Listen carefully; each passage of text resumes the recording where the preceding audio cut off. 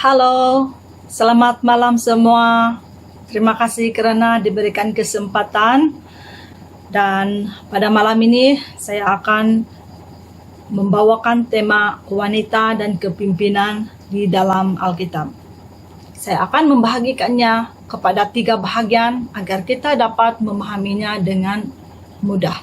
Yang pertama, saya akan membawa kita mengerti penciptaan manusia, khusus kepada penciptaan wanita. Kedua, saya akan membawakan kita di dalam mengerti makna penolong, ataupun dalam bahasa Ibrani-nya adalah Ezer Kenegdo. Dan yang ketiga, saya akan membawa kita memahami wanita dan kepimpinan. Saudara dan saudari yang dikasihi Tuhan, dalam bagian yang pertama, di dalam Alkitab ada 2 teks yang kita boleh lihat tentang penciptaan manusia. Yang pertama itu dalam Kejadian 1 ayat 27.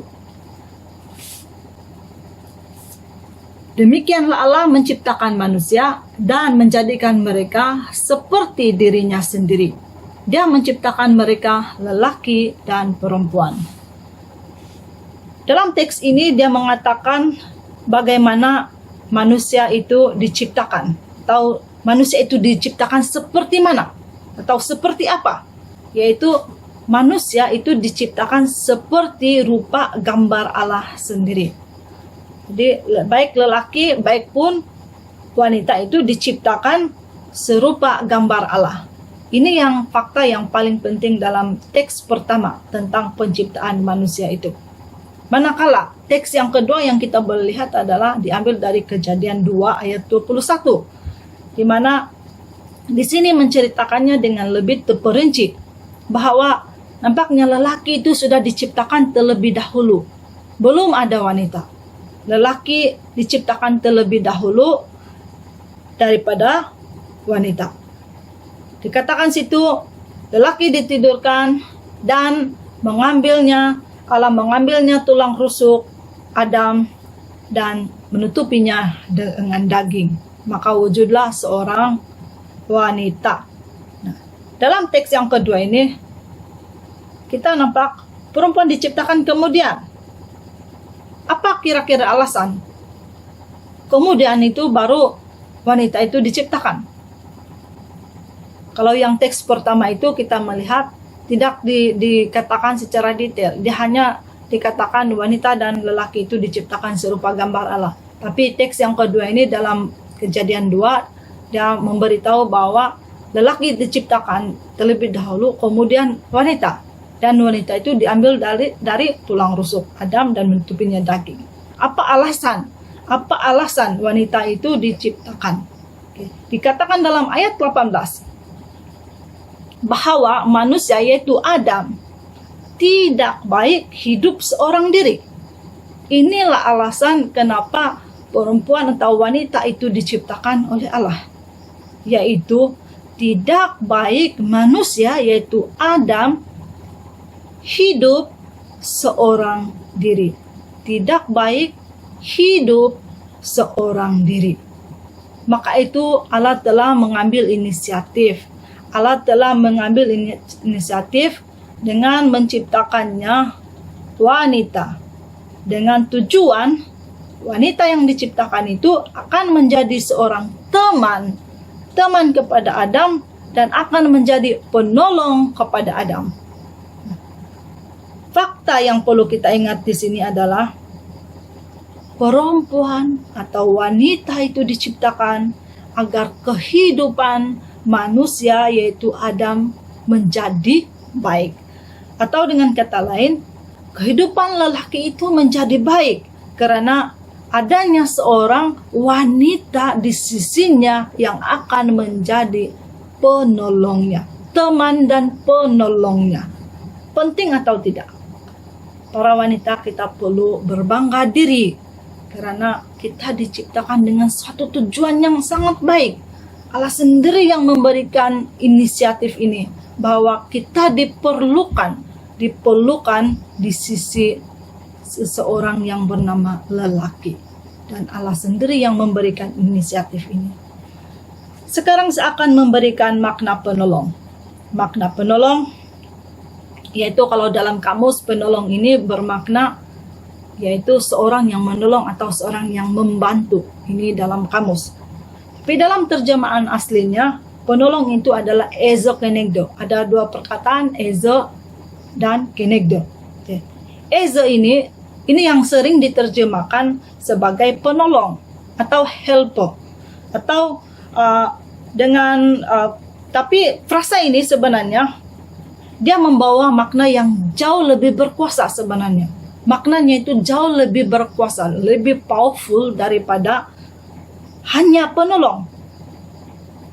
Dalam banyak terjemahan yang kita lihat, Eze itu maknanya adalah life saver, to rescue, to save, atau dalam bahasa Melayu, penyelamat.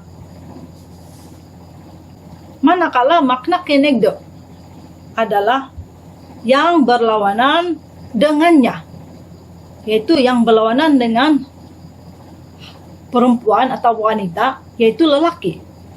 Bila digabungkan ezo kenegdo, perempuan atau wanita itu adalah penyelamat yang berlawanan dengannya, yaitu lelaki. Bagaimana mungkin? Apa kira-kiranya makna wanita itu menjadi penyelamat kepada lelaki?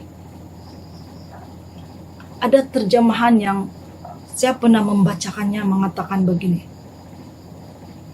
Perempuan atau wanita itu menyelamatkan manusia itu atau Adam itu agar keturunannya di muka bumi ini tidak akan punah. Kalau seorang saja, pasti dia tidak ada keturunan untuk menduduki muka bumi yang Tuhan sudah sediakan. Artinya dengan wanita yang diciptakan oleh Allah itu, agar ada keturunan manusia di muka bumi ini untuk menduduki muka bumi yang Tuhan sudah berikan. Untuk memahaminya supaya lebih jelas, Eze juga digunakan, perkataan Eze ini juga digunakan merujuk kepada tindakan Allah itu sendiri menyelamatkan umatnya daripada musuh-musuh mereka. Nah, dengan itu tujuan Allah menyelamatkan umatnya itu dari musuh itu adalah agar umatnya itu, umat Israel, tidak akan punah di muka bumi ini. Nah, itulah istilah itu. Dan penyelamatan di sini adalah sesuatu yang mendesak agar kewujudan manusia di muka bumi ini tidak akan punah. Ya. Penyelamatan yang dilakukan oleh wanita itu adalah agar ada keturunan demi keturunan manusia di muka bumi ini. Dan Allah agar umatnya di muka bumi ini tidak akan punah di muka bumi ini. Apakah kita sudah memahami makna ini? Ada satu buku yang saya baca dan dia mengatakan bahwa wanita adalah ibu kehidupan. Ibu kehidupan. Nah, wanita ini diciptakan agar ada satu nyawa yang baru. Agar ada satu nyawa yang baru. Makanya tanpa wanita ini, kehidupan kita ini sia-sia. Karena kita tidak punya keturunan. Dan dengan itu dikatakan, sekali lagi diulang dalam penciptaan teks yang kedua itu, dengan adanya wanita, kehidupan manusia itu menjadi baik. Tidak baik serang diri kan, tapi dengan wanita kita akan lebih baik. Bila kita ada keturunan, kita ada anak, kita kehidupan menjadi lebih baik lagi. Maka kita keturunan demi keturunan, maka terpenuhilah janji Allah di dalam Alkitab bahwa muka bumi ini perlu dipenuhi dengan orang-orang yang percaya kepadanya. Setelah kita tahu definisi yang sebenar, kita mendapati bahwa terjemahan penolong itu yang selama ini kita pahami sangat-sangatlah lemah. Penyelamat dan penolong itu sudah tentu berbeza. Penolong yang kita sering pahami itu adalah bermacam-macam. Dan pemahaman yang bermacam-macam itu boleh mengarahkan kita kepada darjat wanita itu lebih rendah. dan telah dibuktikan sendiri dalam budaya manusia sejak dahulu lagi, bahkan di dalam Alkitab itu sendiri. Sehingga dengan pemahaman yang salah dan pemahaman yang lemah itu, timbullah kesan-kesan sosial terhadap wanita. Antara yang kita lihat kesan-kesan sosial terhadap wanita adalah perempuan tidak ada hak bersuara. Dia perlu tunduk saja dan dia bersikap pasif saja atau penurut saja. Kedua, dia tidak ada hak untuk mendapatkan pendidikan karena dia diciptakan jadi penolong, tak perlulah menjadi atau mendapat pendidikan. Ini sendiri kita ada pengalaman sekali yang perempuan tidak perlu kau duduk universiti pun kau pergi dapur juga memasak. Ini saya sudah dengar dalam diri saya. Dan maka itu kalau tidak ada pendidikan, pribadi wanita itu tidak akan berkembang. Tidak akan berkembang. Ketiga, tidak ada hak untuk mendapat harta orang tua. Dan ini ada banyak suku atau bangsa kita di dunia ini yang lebih mengutamakan lelaki untuk mendapatkan hak harta orang tua. Wanita itu hanya bergantung dengan suami. Itu. Dan ada banyak lagi kesan-kesan sosial yang kita lihat. Dan saya akan teruskannya dengan bahagian yang ketiga, yaitu wanita dan kepimpinan. Saya ulang semula kenapa saya menyebut penciptaan dan istilah penolong itu dan kemudian dikaitkan dengan kepimpinan ini. Karena baik penciptaan, dari sejarah penciptaan, baik dengan pemahaman istilah penolong itu kemudian nanti mempengaruhi kurangnya kepimpinan seseorang wanita yang kita lihat di dalam Alkitab, bahkan sehingga pada masa kini, pada masa sekarang. Dengan kedua-dua hal ini kita akan melihat bahwa ini mempengaruhi kurangnya kepimpinan wanita yang kita lihat dalam Alkitab, bahkan di dalam sekarang ini, dalam zaman kita sekarang ini. Saya mengimbas semula dari penciptaan. Wanita diciptakan kemudian dengan lelaki, kemudian dari lelaki, dan dia diciptakan dari tulang rusuk. Dan dikatakan dia penolong. Ini perkara yang menjadi alasan bahwa wanita itu kurang layak menjadi pimpin. Dia selayaknya hanya menjadi penolong saja. Dan yang paling menonjol lagi, alasan kenapa wanita itu tidak layak menjadi pemimpin adalah karena dalam kejatuhan manusia itu dikatakan wanita lah yang telah memulakan dosa itu masuk ke dalam dunia ini. Yaitu ketika Hawa yang terlebih dahulu makan buah terlarang, dan dia termakan tipu muslihat si ular. Dan dari sini dikatakan wanita itu sangat lemah karena mudah ditipu. Dengan sejarah ini, atau dengan kejadian ini, dengan peristiwa inilah, kita dapat melihat bahwa peluang-peluang wanita dalam kepimpinan itu sangat kurang. Karena kita sudah kita sudah mendapat alasan-alasan seperti itu yang menjadi bukti bahwa wanita tidak selayaknya menjadi seorang pemimpin. Nah, dari sini kita melihat juga kita punya mindset, khusus sekali perempuan atau wanita itu. Kita punya mindset sudah tertanam dalam pikiran kita bahwa saya ini hanya menjadi penolong, tidak layak menjadi pemimpin. Nah, dalam pikiran kita sudah disistemkan bahwa kita tidak layak menjadi pemimpin. Nah, ini juga membantu atau menyebabkan kurangnya kepimpinan wanita pada masa kini. Dan dalam Alkitab itu sendiri, dia berlatar belakangkan budaya orang Yahudi, yaitu budaya orang Yahudi di mana lelaki itu lebih utama daripada perempuan. Lelaki lebih berkuasa dan menjadi pemimpin. Dan budaya ini disebut sebagai budaya patriark. Budaya patriark itu adalah yang meletakkan kaum lelaki lebih utama dari perempuan di dalam sesuatu keluarga atau suatu bangsa. Lelaki itu yang membuat keputusan, lelaki itu yang diutamakan mewarisi harta orang tua, manakala perempuan diajar untuk tunduk, menurut. Nah, dan kadang-kadang bakat seorang wanita itu tidak dihargai, kepribadiannya tidak menonjol, termasuklah dia tidak ada pendidikan, tapi lelaki saja yang layak mendapat pendidikan. Nah, bahkan ada orang Yahudi yang radikal, sehingga di dalam doa mereka itu mereka mengatakan, saya bersyukur karena saya bukan dilahirkan seorang hamba, dan saya bersyukur karena saya tidak dilahirkan sebagai seorang wanita. Ini orang Yahudi yang sangat radikal.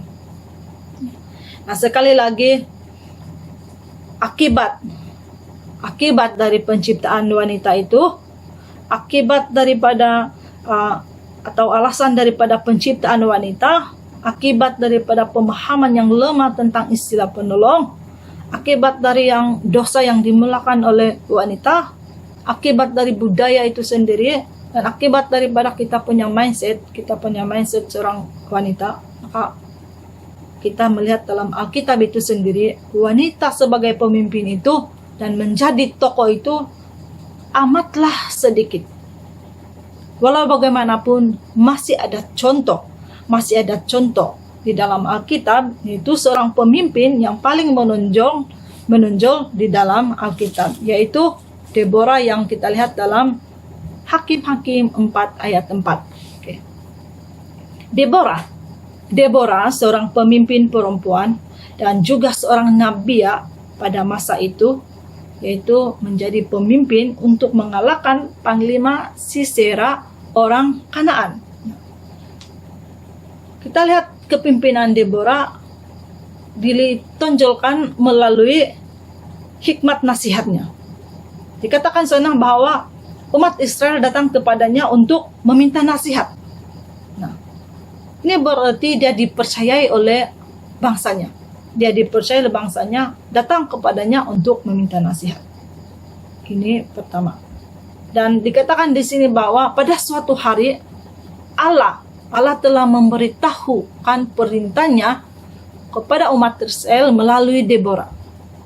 Allah tidak memilih seorang lelaki, tapi dia telah memilih Deborah sendiri. Dia memilih Deborah untuk menyampaikan dia punya perintah kepada umatnya, yaitu perintah untuk berperang mengalahkan Sisera. Nah, Allah memilih dia dan menyampaikan message-nya. Dan kita lihat bahwa sikap Deborah itu adalah dia sangat seorang yang berani, seorang pemberani. Ketika dia berkata dengan Barak, menyampaikan firman Tuhan atau perintah Tuhan itu yang telah dia dapat, Barak mengatakan, saya tidak akan pergi jika Tuhan tidak akan pergi. Deborah tidak menolak, tetapi dia pergi bersama-sama dengan Barak. Dia sendiri telah mengarahkan dan telah berjaya mengumpulkan 10.000 orang untuk berperang, dan akhirnya peperangan itu berakhir dengan kemenangan. Ini adalah suatu kejayaan yang sangat luar biasa di bawah pimpinan seorang wanita. Dan dengan satunya tokoh ini, dengan satunya pemimpin ini, seorang wanita ini, kita dapat melihat bahwa wanita juga dapat menjadi seorang pemimpin. Dan bagaimana, apa sebabnya? Wanita itu boleh menjadi pemimpin. Dalam Alkitab sendiri dan Perjanjian Lama, wanita itu boleh menjadi pemimpin. Karena satu, adanya peluang dan kesempatan. Di tengah-tengah krisis orang Yahudi disiksa oleh orang Kanaan, Deborah diberi kesempatan karena dia sangat dipercaya oleh bangsanya. Dalam keadaan yang susah seperti itu, Deborah lah yang telah memenuhi syarat kepimpinan pada waktu itu.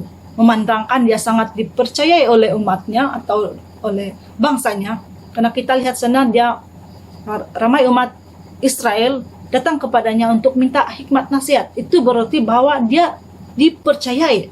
Oke. Dengan kepercayaan ini dia terkenal dan akhirnya dalam keadaan krisis itu dia terpilih.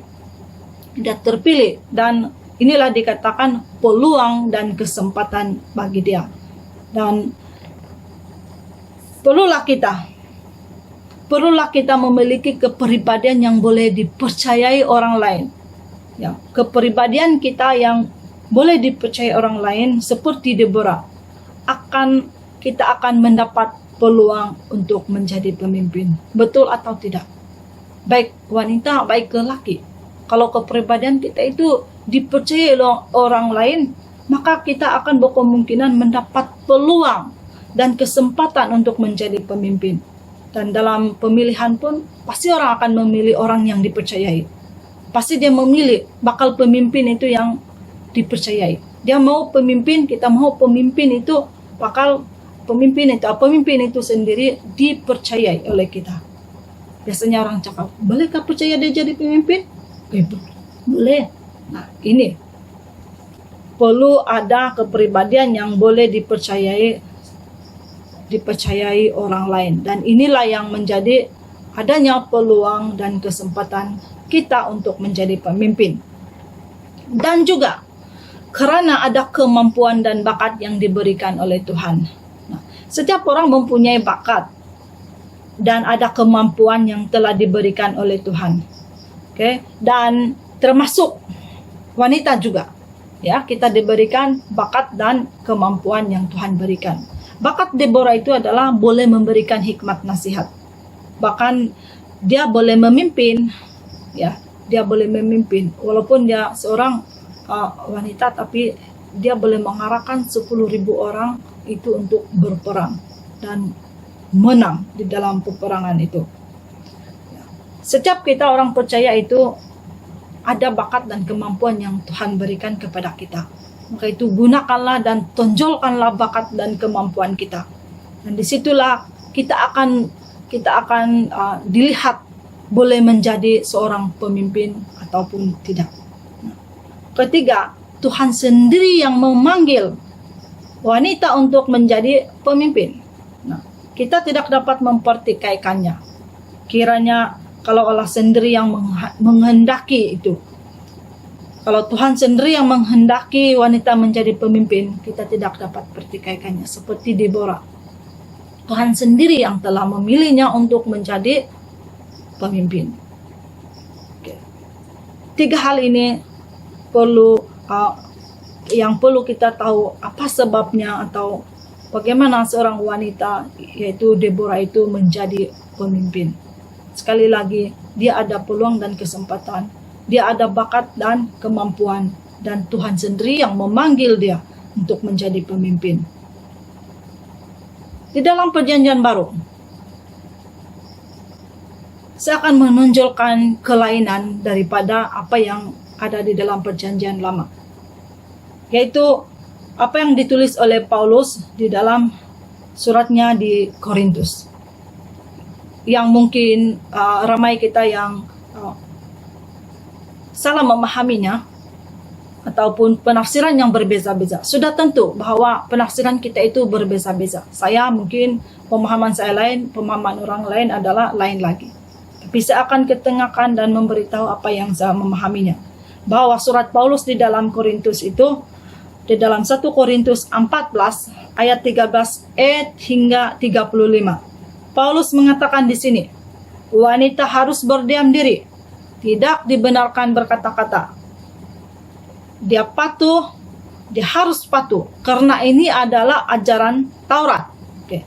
Perempuan itu dikehendaki bertanya kepada suami setelah di rumah. Oke, wanita itu dia akan bertanya dengan suami setelah di rumah. Kalau dia berkata-kata di dalam perjumpaan jemaat dianggap sebagai amat memalukan. Ini dalam konteks pada zaman Paulus di jemaat Korintus.